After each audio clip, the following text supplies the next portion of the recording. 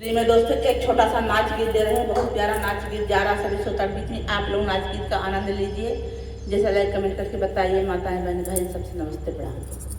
खन खन खना कहियो कंगनवा, खन खन खना कहियो कंगनवा, कंगना पहिरी धन अंगना बहारी, कंगना पहिरी गोरी अंगना बहारी, ससुरु नीर खइयो कंगनवा, अरे ससुरु नीर खइयो कंगनवा, खन खन खन कहियो कंगनवा, खन खन खन कहियो कंगनवा, कंगना पहिरी गोरी अंगना बहारी, कंगना पहिरी गोरी अंगना बहारी, अरे जेठऊ नीर खइयो कंगनवा, अरे जेठऊ नीर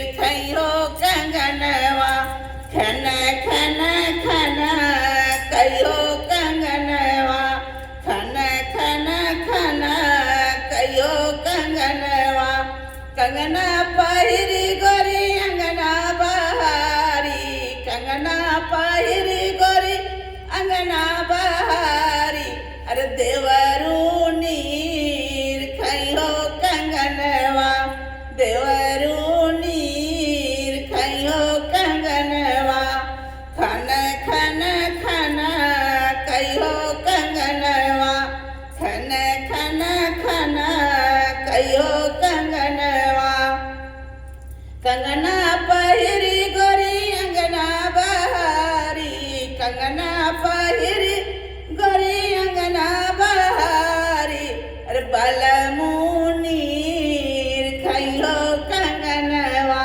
अरे बलमुनीर खइयो कंगनवा, खन खन खन कहियो कंगनवा, खन खन